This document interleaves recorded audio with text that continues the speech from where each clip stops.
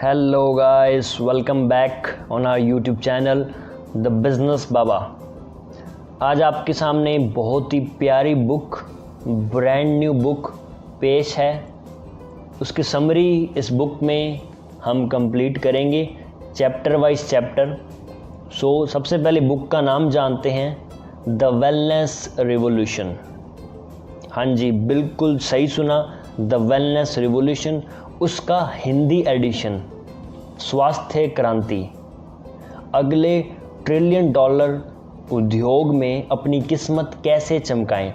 इस बुक की समरी नहीं करेंगे, हम इस बुक को ही रीड करेंगे पूरा चैप्टर वाइज। और ये राइट की गई है एक ऑथर के द्वारा, पॉल जैन पिल्जर, जो मैं ऑलरेडी बता चुका हूँ अमेरिका के इकोनॉमिस्ट हैं एंड 2 टाइम्स ये फाइनेंशियल एडवाइज़र रह चुके हैं अमेरिका के। हिंदी एडिशन हम स्टार्ट करते हैं। सबसे पहले इस पहली वीडियो में जानते हैं इसकी भूमिका। अगला बड़ा परिवर्तन, ये है heading. Start the book now. 20वीं शताब्दी में मोटर गाड़ियों, हवाई यात्राओं, पर्सनल कंप्यूटर और परिवार नियोजन जैसी चीज़ों ने हमारे जीवन में क्रांति ला दी। इन मामलों में प्रारंभिक खोजों ने शुरुआती दौर में जोखिम उठाने वाले उद्यमियों यानी कि जो बिजनेसमैन और निवेशकों यानी कि इन्वेस्टर्स के जीवन में नए साम्राज्य तथा अभूतपूर्व निजी संपत्तियों का रास्ता खोल दिया। 21वीं सदी 21st सेंचुरी का अगला बड़ा परिवर्तन अभी शुरू ही हुआ है और यह अगले 10 सालों में हमारी ज़िंदगी में क्रांति ला देने और अपार दौलत बनाने की नई संभावना का ऐसा ही वादा करता है। यह अगला बड़ा परिवर्तन है स्वास्थ्य क्रांति। यह पुस्तक किसी सनक या चलन के बारे में नहीं है। यह तो भोजन करने, व्यायाम करने, सोने, काम करने, बचत करने, बूढ़ा होने और हमारी ज़िंदगी के लगभग हर पहलू में नवीनता तथा अनंत ज़रूरत भरने के बारे में है। स्वस्थ रहने की इच्छा हमारे फैसलों पर पहले ही हावी हो चुकी है, जिनमें सुबह इस्तेमाल होने वाला टूथपेस्ट तथा शैम्पू से लेकर दिन भर में खाए जाने वाले खाद्य पदार्थ तथा रात का बिस्तर और सौंदर्य प्रसाधन भी शामिल है। हम अपने उत्पादों से अधिक सुरक्षा की मांग करते हैं।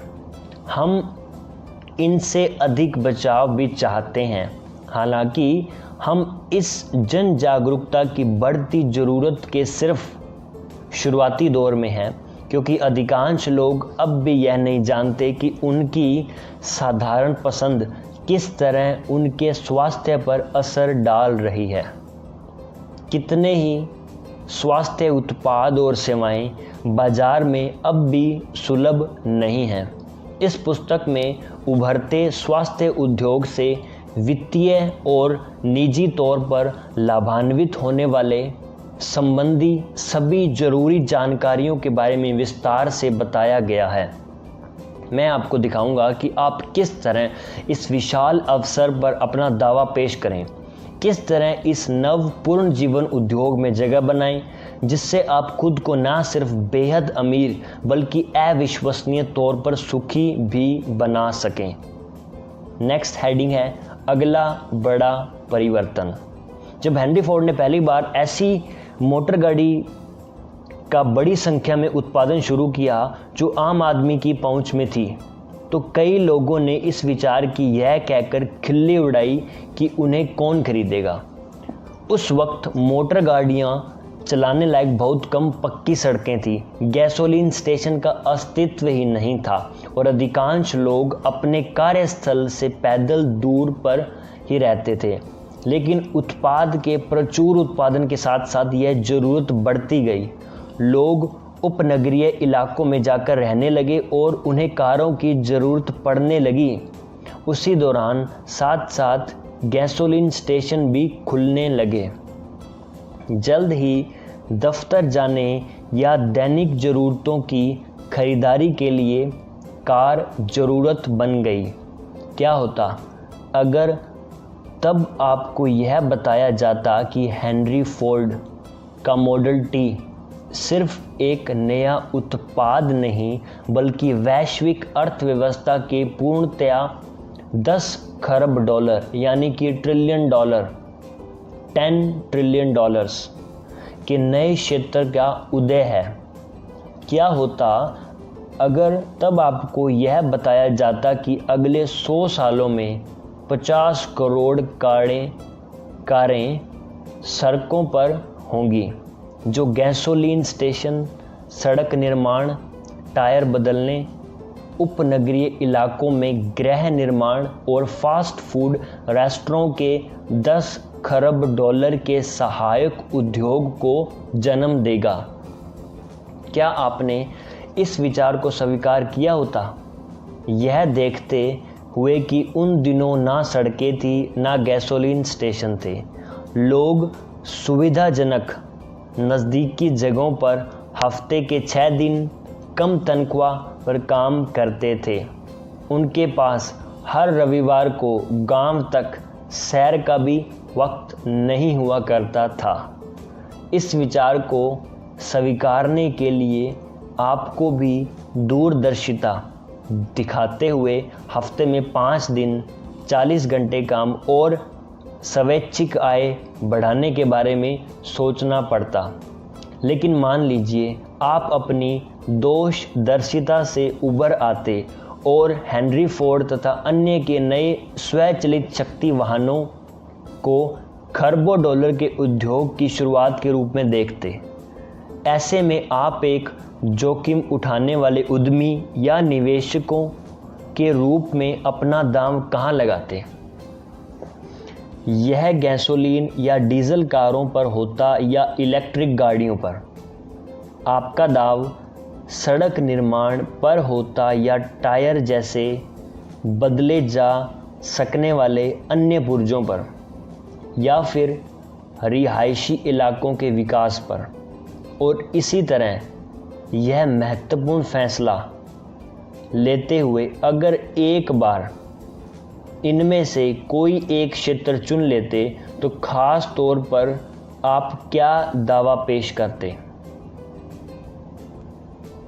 हाल ही की बात है, 1981 में नवनिर्मित पर्सनल कंप्यूटर IBM PC के आने से आश्चर्यजनक रूप से विशाल उद्योग का जन्म हुआ, जिसमें एप्पल एवं रेडियो शैक के प्रतिस्पर्धी मॉडल भी मौजूद हैं। संभवतः अधिकांश लोग यह अनुमान नहीं लगा पाए कि यह सिर्फ नए उत्पाद नहीं बल्कि विश्व अर्थव्यवस्था के एक और खरबों डॉलर के क्षेत्र का आगाज था। यह तेजी से बढ़ता एक ऐसा क्षेत्र था कि 1991 तक 10 साल के कम समय में ही पर्सनल कंप्यूटर की बिक्री ने अमेरिका के मोटर कार की बिक्री को पछाड़ दिया। जो बदलाव पहले 100 साल या उससे अधिक समय में होते थे, हमारी आधुनिक अर्थव्यवस्था में वे अब 10 साल या उससे भी कम समय में होने लगे हैं। क्या आप Bill Gates, Microsoft software, Michael Dell computer hardware, Jeff Bezos, Amazon वितरण और अनगिनत अन्य की तरह पर्सनल कंप्यूटर को 10 खरब डॉलर उद्योग की संभावना के तौर पर देखकर इसके किसी हिस्से पर अपना दांव भी लगा पाते? स्वचालित गाड़ियों और निजी कंप्यूटर अपने समय के 2 विपरीत ध्रुव थे। आखिर घोड़ों और बग्गी के दौर में लोगों के लिए ऐसी गाड़ियों को स्वीकारना मुश्किल था जो खुद की शक्ति से चलें। इसी तरह कमरे के आकार के बड़े कंप्यूटर के दिनों में कौन यह कल्पना आसानी से कर सकता था कि कोई कंप्यूटर व्यक्तिगत भी हो सकता है? ऐतिहासिक रूप से खास नए उत्पाद, नई वैज्ञानिक खोजों की बदौलत उपलब्ध हुए। इन नई खोजों से ही उत्पाद आसानी से लोगों तक पहुंच सके। लोगों को मोटर गाड़ियों और पर्सनल कंप्यूटरों की इतनी उपलब्धता से पहले ज़रूरत नहीं थी। यह ठीक उसी तरह है जिस तरह हमें आज एक ग्रह से दूसरे ग्रह जाने की ज़रूरत नहीं है। एक बार उपलब्ध होने के बाद यह सिर्फ नए उत्पाद से बढ़कर रोज़मर्रा के काम और जीवन की पूर्ण आवश्यकता बन गए। इन दो नए और बहुत से अन्य उत्पादों में ऐसा क्या खास था जिससे इन्हें रातों रात सफलता मिल गई? क्या ऐसा कोई प्रमाण था जिससे यह पूर्वाभास हो कि यह हमारी ज़िंदगी के हर पहलू पर छा जाने वाले हैं? उन लक्षणों को जानकर संभवतः आप दूसरे फायदेमंद उद्योगों के बारे में अनुमान लगा सकेंगे। दरअसल उभरते व्यापक उद्योगों के 5 अलग अलग लक्षण हैं जिनके बारे में मैं आपको कुछ देर में बताऊंगा। लेकिन पहले मैं स्वास्थ्य और उसकी अवश्य भावी उन्नति के कारणों की समझ की जटिल विचारधारा के बारे में बताना चाहता हूँ। नेक्स्ट हेडिंग है खरबों डॉलर के स्वास्थ्य उद्योग की परिभाषा। हम अभी अगले खरबों डॉलर के उद्योग की बहुत शुरुआती अवस्था में हैं। एक ऐसा उद्योग जो हमारे जीवन के लगभग हर पहलू को प्रभावित करेगा और 10 साल के भीतर 10 खरब डॉलर की बिक्री के आंकड़े को छू लेगा। लेकिन यह आज उतना ही अपरिचित है जितना 1908 में ऑटोमोबाइल उद्योग था या 1981 में कंप्यूटर उद्योग था। ऑटोमोबाइल उद्योग रसायन विज्ञान, धातु शोधन विज्ञान और यंत्र विज्ञान की नई वैज्ञानिक खोजों की उपज था। पर्सनल कंप्यूटर उद्योग भौतिकी एवं द्विआधारी गणित की वैज्ञानिक उन्नति का नतीजा था। यह अगला खरबों डॉलर का उद्योग जीव विज्ञान और कोशिकीय जीव रसायन विज्ञान यानी कि बायोलॉजी और सेलुलर बायोकेमिस्ट्री में नए वैज्ञानिक खोजों से उन्नति कर रहा है। स्वास्थ्य उद्योग फिलहाल जीवन के सर्वाधिक गूढ़ विषयों में से एक से जूझ रहा है। यह है मानव अस्तित्व, उम्र और जीव शक्ति के कुछ शेष रहस्यों को सुलझाना जिन पर तकनीक को अभी भी अपना मुकाम बनाना काफ़ी है। स्वास्थ्य उद्योग को परिभाषित करने और उसकी संभावनाओं को पहचानने के लिए हमें सबसे पहले इसे संबंधित समान तकनीक पर आधारित उद्योग से अलग करना होगा। अमेरिकी अर्थव्यवस्था का लगभग 7वां हिस्सा यानी कि करीब 15 खरब डॉलर स्वास्थ्य सेवा उद्योग को समर्पित है। दरअसल स्वास्थ्य सेवा एक गलत नाम है क्योंकि वास्तव में अर्थव्यवस्था का यह 7वां हिस्सा बीमारी व्यवसाय को समर्पित है। शब्दकोश में इसका अर्थ है बुरा स्वास्थ्य, बीमारी, कोई अनियमितता, कमजोरी या खराब हालत या कोई खास बीमारी। बीमारी का व्यवसाय प्रतिकारक है। इसके विशाल स्वरूप के बावजूद लोग इसके ग्राहक सिर्फ तभी बनते हैं जब वे बीमार होते हैं या किसी खास स्थिति के शिकार होते हैं। कोई भी वास्तव में इसका ग्राहक नहीं बनना चाहता। अगले 10 सालों में अमेरिकी अर्थव्यवस्था 10 खरब डॉलर के एक और अतिरिक्त व्यवसाय को समर्पित होगी। यह व्यवसाय है स्वास्थ्य उद्योग, वेलनेस इंडस्ट्री, जिसका नाम अभी लोगों के लिए अनजान है। शब्दकोश में इसका अर्थ है अच्छे स्वास्थ्य में होने की गुणवत्ता या अवस्था विशेषता सक्रियात्मकता के दृष्टिकोण से। स्वास्थ्य व्यवसाय प्रोएक्टिव है, लोग स्वेच्छा से इसके ग्राहक बन जाते हैं। बेहतर महसूस करने के लिए, बढ़ती उम्र का असर कम करने के लिए और बीमारी उद्योग के ग्राहक बनने से बचने के लिए सब लोग स्वास्थ्य की इस पूर्व चेतनावस्था का ग्राहक बनना चाहते हैं। इस बिंदु में आगे मैं निम्न परिभाषाओं को इस्तेमाल करूंगा। पहले है बीमारी उद्योग, फिर है स्वास्थ्य उद्योग। सो फर्स्ट रीड करते हैं बीमारी उद्योग। लोगों को मौजूदा बीमारियों, सामान्य सर्दी जुकाम से लेकर कैंसर युक्त ट्यूमर तक प्रतिक्रियात्मक उत्पाद एवं सेवाएं उपलब्ध कराना। यह उत्पाद और सेवाएं या तो बीमारियों के लक्षणों का इलाज करते हैं या बीमारी को खत्म कर देते हैं।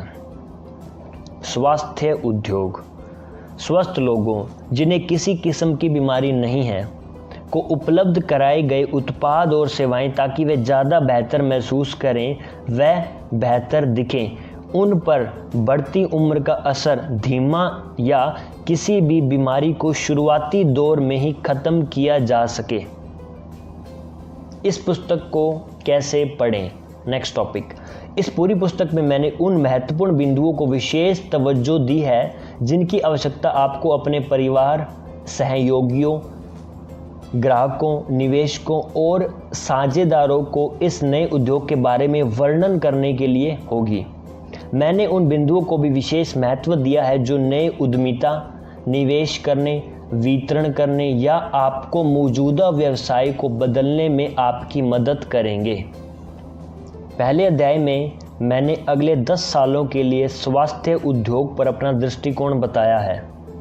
जब मैंने इस पुस्तक के लिए शोध शुरू किया तो मैंने स्वास्थ्य उद्योग की मौजूदा चीज़ों के बारे में सोचा। फिटनेस क्लब, विटामिन और इसी तरह की चीज़ें जो पहले ही अमेरिका में कुछ खरब डॉलर का व्यवसाय कर रहे हैं। मुझे यह जानकर बहुत आश्चर्य हुआ कि इसकी बिक्री पहले ही 200 अरब डॉलर पहुंच चुकी है। इसमें 70 अरब डॉलर की विटामिन बिक्री और 24 अरब डॉलर के फिटनेस क्लब शामिल हैं और अभी सिर्फ कुछ ही लोग ही स्वास्थ्य के बारे में जानते हैं।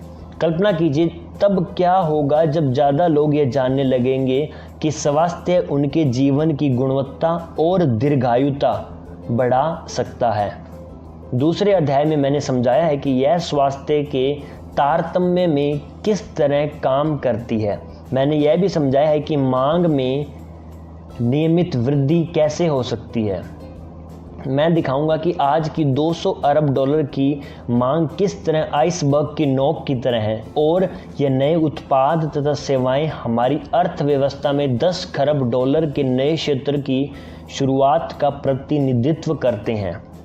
कृषि उद्योग या दवा उद्योग के विभिन्न उत्पादों से बिल्कुल उलट। तीसरे अध्याय में आप सीखेंगे कि किस तरह हमारा वर्तमान कृषि व्यवसाय और खाद्य उद्योग मोटे और भारी भरकम उपभोक्ताओं को लगातार खपत बढ़ाने की खातिर लक्ष्य बनाता है, जिसके कारण अमेरिका में स्वास्थ्य का संकट पैदा हो गया है। इस देश की 61% आबादी मोटापे का शिकार हो चुकी है और 27% लोग चिकित्सीय रूप से मोटापे का शिकार हैं। यह संख्या 1980 से दोगुनी हो चुकी है और पिछले 4 सालों में 10% बढ़ चुकी है। अन्य विकसित देश, खास तौर पर यूरोपीय समुदाय भी बहुत पीछे नहीं हैं। फिर चौथे अध्याय में आप सीखेंगे कि इस वजह ने किस तरह हमारे समय के सबसे बड़े व्यावसायिक अवसरों में से एक के रास्ते खोल दिए हैं। इसमें शामिल है उपभोक्ता को शिक्षित करना, उन्हें स्वास्थ्यजनक भोज्य, जरूरी विटामिन और अतिरिक्त पूरक पदार्थ उपलब्ध कराना जो हमारे आधुनिक भोजन में नहीं होते हैं। अतीत में सेहत और बीमारी उद्योग का एक बहुत बड़ा हिस्सा स्वास्थ्य के साथ जुड़ा था।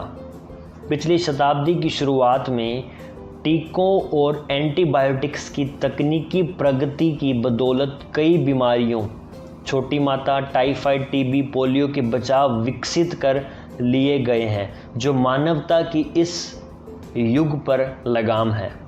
यह अतीत की बात है। अमेरिका के कुल युवाओं के 7वें हिस्से में से अधिकांश युवा स्वास्थ्य सेवा उद्योग में काम कर रहे हैं और ये बीमारियों को रोकने के बजाय उनके लक्षणों का इलाज करने में लगे हैं। दरअसल ऐसा इसलिए क्योंकि मेडिकल कंपनियों के लिए ऐसे उत्पादों पर शोध करना और उन्हें विकसित करना अधिक फायदे का सौदा होता है, जिनसे जीवन भर के उपभोक्ता बने। ऐसा इसलिए भी है क्योंकि अधिकतर चिकित्सीय उपचारों दरअसल ऐसा बीमा कंपनियों और अंततः कर्मचारी के लिए थर्ड पार्टी पैसा दे रही है। अब ज़्यादा कंपनियां अपने कर्मचारियों के स्वास्थ्य पर दीर्घकालीन दाव नहीं लगा रही है। अगर आप स्वास्थ्य सेवा क्षेत्र के इस 7वें हिस्से में हैं तो 5वां अध्याय स्वास्थ्य उद्योग में कुछ चिकित्सीय पेशेवरों के लिए उभरती उद्यमी संभावनाओं की पड़ताल करेगा। स्वास्थ्य उत्पाद और सेवाओं पर लोगों द्वारा स्वेच्छा से अपना पैसा खर्च करना, सलाहकारों की मर्जी से दुखी ग्राहकों पर किसी थर्ड पार्टी के मार्फत खर्च करने से बेहतर होगा। 6ठे अध्याय में आप सीखेंगे कि हमारा नियोक्ता आधारित स्वास्थ्य सेवा बीमा तंत्र ढहने की कगार पर क्यों है और आप अपनी तथा अपने परिवार की सुरक्षा के लिए क्या कर रहे हैं। पिछले दशकों में लगातार बढ़ती अर्थव्यवस्था के बावजूद अमेरिका में निजी दिवालियापन की अर्जी देने वाले मामले दुगने हो गए हैं। इनकी संख्या 1990 में 7,50,000 थी, जो 1999 में बढ़कर लगभग 15 लाख पर पहुंच गई है। इसका बहुत बड़ा कारण परिवार में चिकित्सीय दुर्गति होना पाया गया। फिर 7वें अध्याय में आप सीखेंगे कि किस तरह वर्तमान बीमारी आधारित तंत्र से बाहर निकलकर आप एक साल में हजारों डॉलर बचा सकते हैं और आपको दीर्घकालीन स्वास्थ्य तथा जीवंतता के लिए स्वास्थ्य उत्पाद और सेवाओं पर खर्च करने की ज़रूरत है। परिवार के लिए बीमारी से स्वास्थ्य बीमा में बदलने का उद्यमी अवसर उतना ही बड़ा है जितना संपूर्ण स्वास्थ्य व्यवसाय को बदलना। इनमें से कुछ विकास आज उकसाने वाले दिख सकते हैं, लेकिन ये आने वाले नए स्वास्थ्य उत्पादों और सेवाओं की तुलना में फीके पड़ जाएंगे। 1908 के मोटर गाड़ी उद्योग या 1981 के पर्सनल कंप्यूटर की तरह ही बेहतरीन नए उत्पाद और सेवाएं तो अभी भी प्रयोगशालाओं में हैं और ये अगले कुछ सालों में बाजार में आ जाएंगे। इन दिनों मुंह में पाए जाने वाले थोड़े से अंश से किसी व्यक्ति के डीएनए का परीक्षण संभव है और यह पता लगाया जा सकता है कि उसके भीतर किसी खास बीमारी के पनपने की आशंका तो नहीं। इस जानकारी का इस्तेमाल कर एक स्वास्थ्य उद्यमी खास किस्म के व्यायाम, विटामिन, भोजन और अतिरिक्त पूरक पदार्थ यानी कि फूड सप्लीमेंट्स आधारित थेरेपी का लक्ष्य बना सकता है। इस तरह वह उपभोक्ता यानी कस्टमर के जीवन की गुणवत्ता और उम्र दोनों में इजाफा कर सकता है। यह त्वरित संभावना भी आने वाले संभावना के सामने क्षीण पड़ जाएगी, क्योंकि हम अब बुढ़ापे के जिम्मेदार जेनेटिक कोड को तोड़ने की बिल्कुल करीब हैं। एक बार इसमें सफलता मिलने के बाद स्वास्थ्य उद्योग इससे संबंधित उत्पाद और सेवाओं के वितरण में सबसे आगे होगा। नई तकनीक पर आधारित किसी भी उद्योग में नियमित रूप से दौलत वे बना रहे हैं जो उत्पाद और सेवाएं वितरित करते हैं, ना कि वे जो इन्हें बनाते हैं। ऐसा आंशिक रूप से इसलिए होता है क्योंकि तेज़ी से विकसित होती किसी भी तकनीक के क्षेत्र में आज की CD रोम डिस्क आने वाले कल की 8 ट्रैक टेप से और सिर्फ वितरक ही पूरी ग्रस्तता से किसी खास तकनीक को छोड़ तुरंत नए और अधिक दक्ष उत्पाद को अपनाने में सक्षम होते हैं। लेकिन ऐसा अक्सर निम्न कारण से होता है, जैसा कि आप अध्याय 8 में सीखेंगे।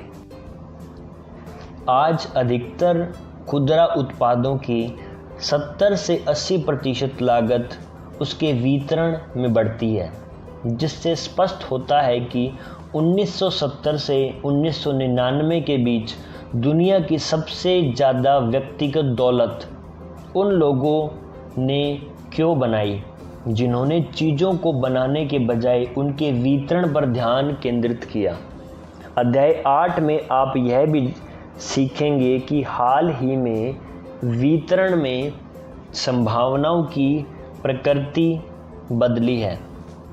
अब यह उत्पादों के भौतिक वितरण से बदलकर उनके बौद्धिक रूप से जानकारियों के वितरण में तब्दील हो गई है। सन 1991 में सैम वॉलमार्ट लोगों को वही चीज़ें वितरित कर रहे हैं जो कि वे पहले से जानते थे उन्हें चाहिए। दुनिया के सबसे अमीर आदमी बन गए। हालांकि वर्ष 1999 आते आते जेफ बेजोस अमेज़न ग्राहकों को ऐसे उत्पादों के बारे में सिखाकर टाइम मैगज़ीन के मैन ऑफ द ईयर चुने गए, जिनके बारे में ग्राहक जानते तक नहीं थे कि यह चीज़ें अस्तित्व में भी हैं। यह बात कहीं भी इतनी सही नहीं है जितनी कि उभरते हुए स्वास्थ्य उद्योग में एक ऐसा उद्योग जिसमें उत्पादों और सेवाओं की अधिकांश लागत उनके वितरण पर निर्भर करती है और जिसमें भावी उपभोक्ताओं की बड़ी तादाद को तब तक यह भी मालूम नहीं होता कि उत्पाद अस्तित्व में है या नहीं। मान लीजिए मैं आपको सन 1845 में ही कैलिफोर्निया में सन 1849 में होने वाली स्वर्ण होड़ के बारे में बताता।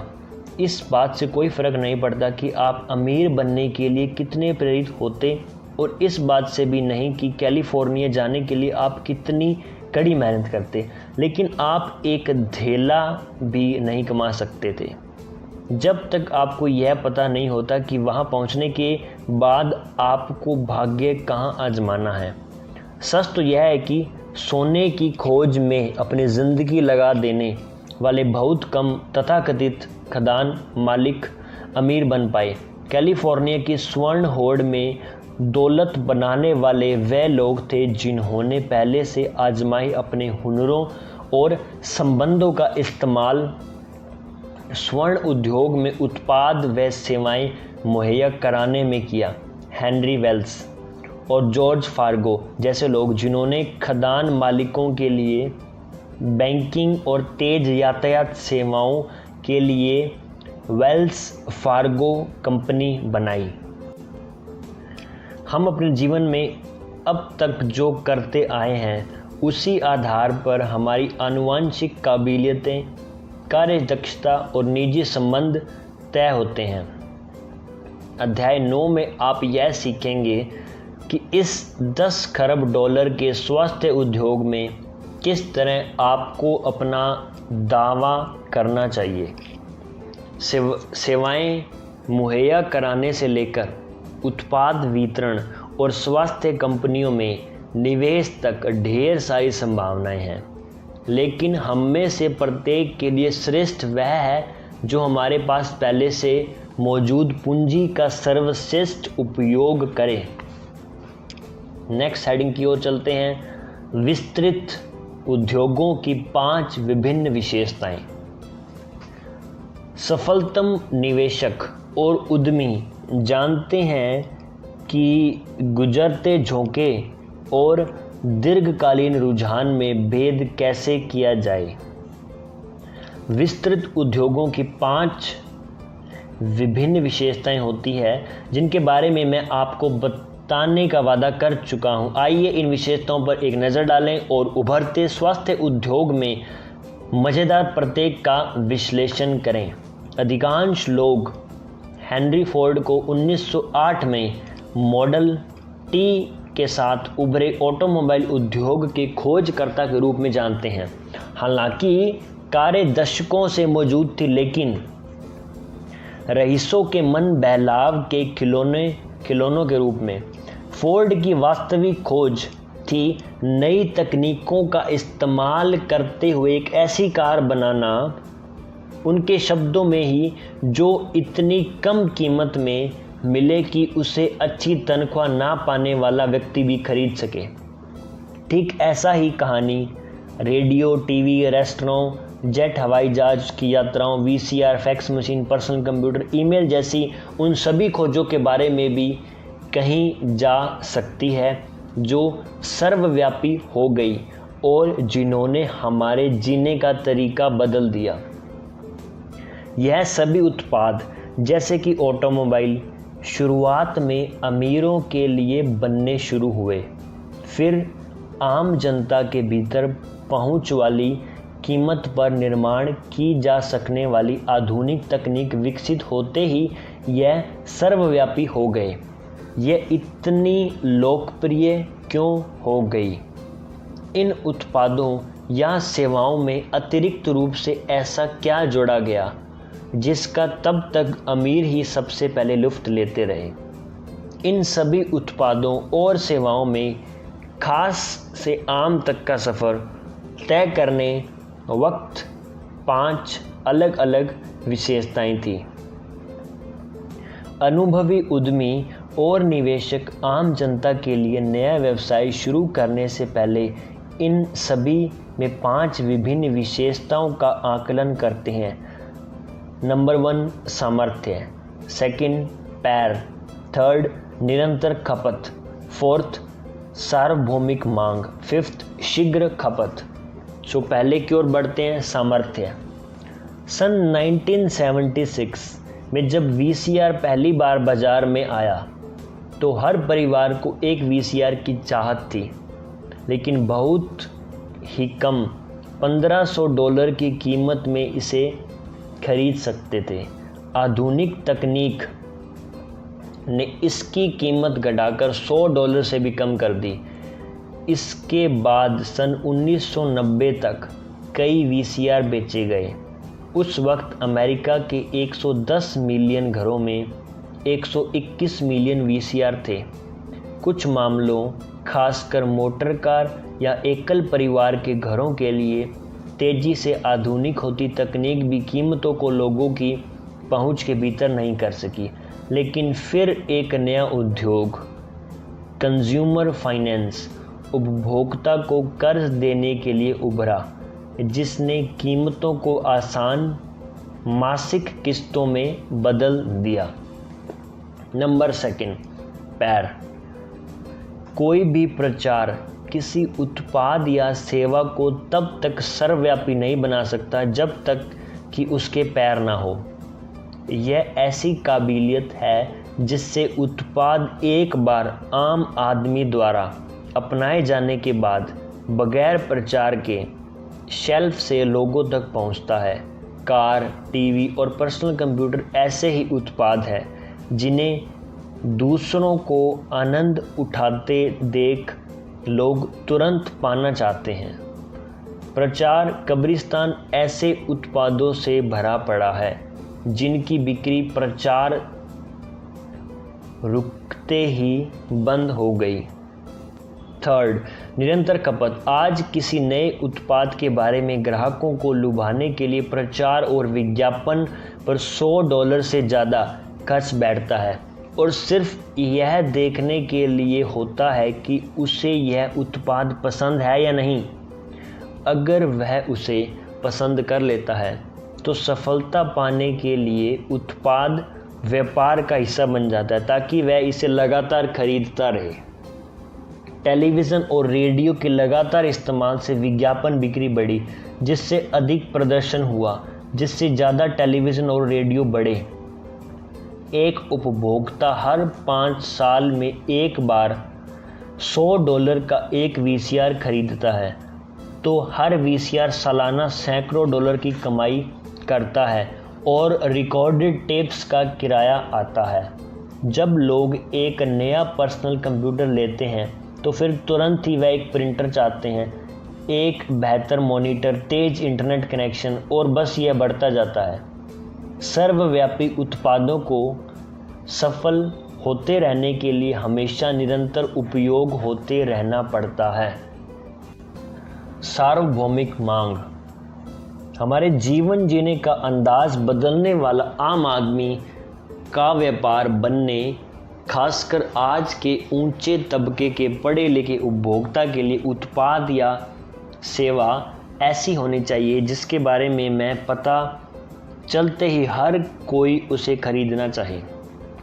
दरअसल आज हर कोई एक कार, एक रेडियो, एक पर्सनल कंप्यूटर चाहता है, लेकिन हर कोई कयाक, साइकिल या एक आलीशान क्रूज नहीं चाहता।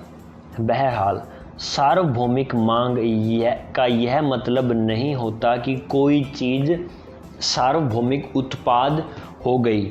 हर उपभोक्ता की ज़रूरतें अलग होती है जो उसी उत्पाद श्रेणी में पूरी होनी चाहिए। हेनरी फोर्ड ने शुरुआत में एकमात्र सार्वभौमिक मॉडल बनाकर मॉडल टी मोटर कार के लोगों की पहुंच में बनाया।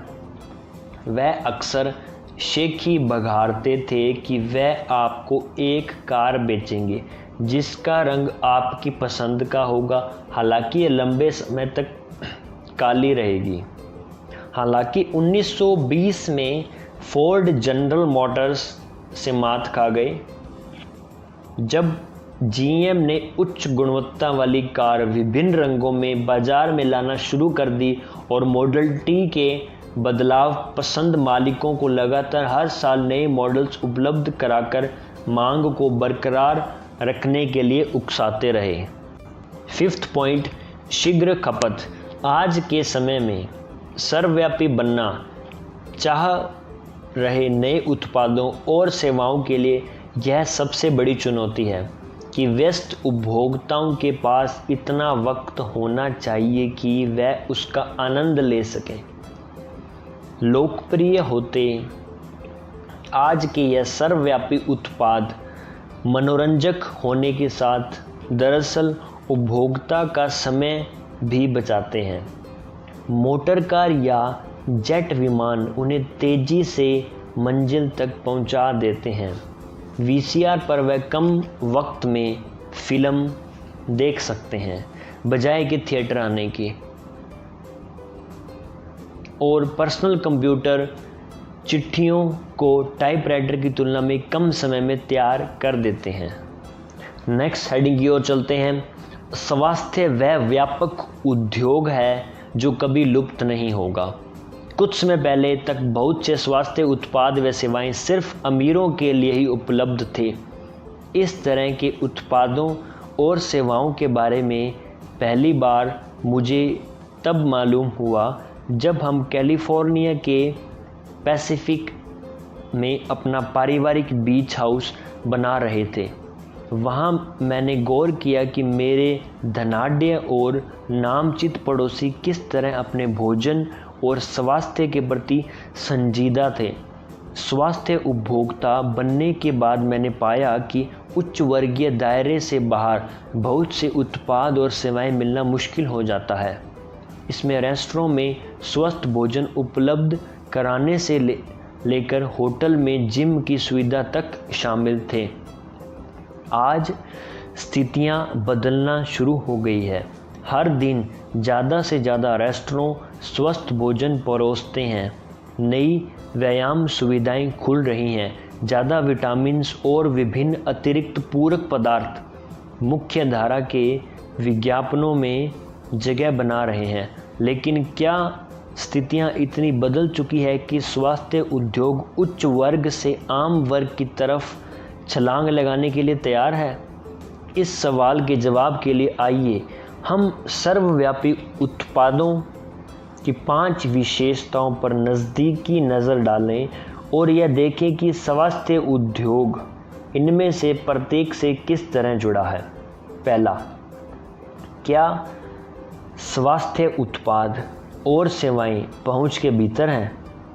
अब तक स्वस्थ व तरोताज़ा भोजन का एकमात्र तरीका यह था कि वह आपके हाथों से बना हो।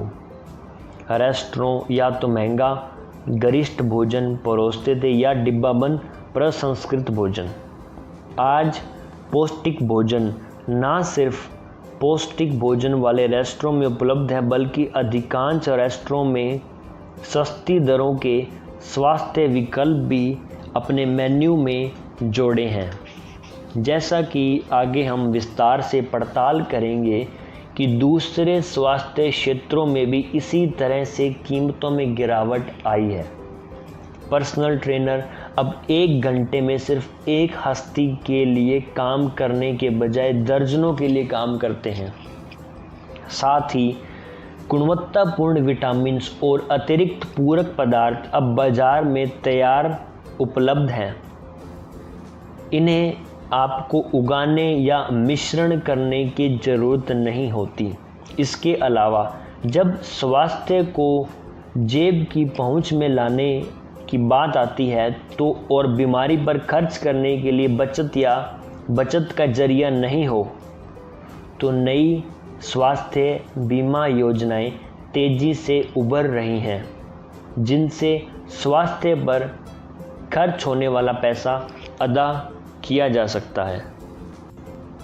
दूसरा, क्या स्वास्थ्य उद्योग के भी उत्पाद बिना लगातार प्रचार सेल्फ से खुद बाहर आ सकेंगे? हर वक्त जब सफल स्वास्थ्य उपभोक्ता अपनी उम्र बताता है, कुछ शारीरिक व्यायाम करता है या वज़न घटाता है, तो उसके मित्र और सहयोगी पूछना शुरू कर देते हैं कि वह युवा दिखने या ताकतवर बनने या फिर सुडौल बनने के लिए क्या कर रहा है। निश्चित तौर पर उसका जवाब सवाल पूछने वाले को भी वही चीज़ें खरीदने पर मजबूर कर देगा। स्वास्थ्य उद्योग के उत्पादों और सेवाओं के पैर संभवतः किसी अन्य उत्पाद या सेवा के मुकाबले सबसे अधिक मजबूत हैं, क्योंकि किसी व्यक्ति का स्वास्थ्य अनुभव पता चलते ही लोग तुरंत आकर्षित होते हैं और ठीक वैसे ही परिणाम पाने के लिए उत्सुक रहते हैं। तीसरा, क्या स्वास्थ्य उद्योग के उत्पाद और सेवाओं की खपत लगातार बनी रहेगी? अपनी भिन्न प्रकृति के कारण विटामिन, व्यायाम, भोज्य पदार्थ और अन्य स्वास्थ्य उत्पाद तथा सेवाएं संभवतः हमारी अर्थव्यवस्था में सर्वाधिक लगातार इस्तेमाल होने वाले उत्पाद तथा सेवाएं हैं। जब स्वास्थ्य उपभोक्ताओं को लगता है कि उन्हें किसी चीज़ से फ़ायदा पहुंच रहा है, वह उस उत्पाद या सेवा के कट्टर प्रशंसक बन जाते हैं। इस तरह वह अन्य स्वास्थ्य चीज़ों को आजमाने के लिए तैयार रहते हैं। मसलन जब लोग व्यायाम से वज़न घटाना शुरू करते हैं तो अक्सर संतुलित अतिरिक्त पूरक पदार्थ और अन्य बेहतर स्वास्थ्यवर्धक भोजन तलाशने लगते हैं। चौथा, स्वास्थ्य उत्पादों और सेवाओं में सर्वव्यापी आकर्षण होता है। हर इंसान, चाहे वह कितना भी स्वस्थ और तंदुरुस्त हो, अधिक स्वस्थ और तंदुरुस्त बनना चाहता है। इसकी एक वजह यह भी है कि हमारे अच्छा और तंदुरुस्त महसूस करने की कोई सीमा नहीं है, लेकिन अधिकांशतः ऐसा इसलिए होता है क्योंकि स्वास्थ्य उद्योग के पास ही इंसान की बढ़ती उम्र की सार्वभौमिक समस्या का हल है। यह अपने उपभोक्ता को आंख बंद करके बढ़ती उम्र से ढलती काया को स्वीकार नहीं करने देता। स्वास्थ्य उद्योग की अल्प और दीर्घकालीन संभावनाओं को आंकने की आखिरी और संभवतः सबसे महत्वपूर्ण विशेषता यह है कि क्या उपभोक्ता के पास अधिकांश स्वास्थ्य उत्पादों और सेवाओं का उपभोग करने का पर्याप्त वक्त है। इस सवाल का जवाब हमारी पूर्व अर्थव्यवस्था और स्वास्थ्य उद्योग का भविष्य तय करेगा। जैसा कि दूसरे अध्याय में विस्तार से बताया गया है, हमारी आधुनिक अर्थव्यवस्था की वृद्धि उपभोक्ताओं द्वारा अपनी अतिरिक्त आमदनी ऐशो आराम के साधन पर किए जाने वाले खर्च पर निर्भर करती है, जो जल्दी ही उनकी ज़रूरत बन जाते हैं। यह उत्पाद या सेवाएं अक्सर ऐसी चीज़ें होती है जो उनकी पैदाइश के समय अस्तित्व में नहीं होती। हालांकि इन नए उत्पादों और सेवाओं की नज़दीकी पड़ताल विरोधाभास पैदा करती है, जिससे भविष्य में इस प्रगति पर रोक लग सकती है। हार्ले डेविडसन मोटरसाइकिल से लेकर बगीचों में ट्रैक्टरों तक अधिकांश नए विलासितापूर्ण उत्पादों में बहुत बड़ी खामी यह है कि इसका आनंद लेने के लिए वक्त चाहिए। यह आधुनिक जीवन का एक बहुत बड़ा विरोधाभास है। हर साल उपभोक्ताओं के पास खर्च करने के लिए पैसा बढ़ता दिखाई दे रहा है, लेकिन उसका आनंद लेने के लिए उसके पास वक्त कम से कम बच रहा है। फुरस्ती अमीर और मेहनतकश गरीब वाली पुरानी धारणाओं से ठीक उलट आज समाज के हर वर्ग में अतिरिक्त कमाई फुर्सत के समय में विरोधानुपात में है। कुछ साल पहले तक जब आप लोगों से पूछते थे कि उन्होंने फलां नया उत्पाद क्यों नहीं खरीदा, तो अमूमन नपातुला सा जवाब मिलता था कि वह उनकी पहुंच से बाहर है। आज आपको अधिकांश लोग यह कहते हुए मिलेंगे कि उनके पास पिछले हफ्ते या महीने पहले खरीदा उत्पाद का इस्तेमाल करने के लिए वक्त नहीं है। इसके अलावा आज उपभोक्ता में शारीरिक उत्पाद के बंसीबत मनोरंजन और सेवाओं की मांग ज़्यादा तेज़ी से बढ़ रही है। यह समय लेने वाली खरीदी मसाज से लेकर लग्जरी क्रूज़ और ओपेरा के टिकट तक की अपनी सीमा है। यह एक दिन के 24 घंटे से लेकर साल के 365 दिन तक कुछ भी हो सकती है। कुछ उपभोक्ता बताते हैं कि उनके पास समय की कमी की मुख्य वजह ज़्यादा काम नहीं, अन्य फालतू गतिविधियां हैं।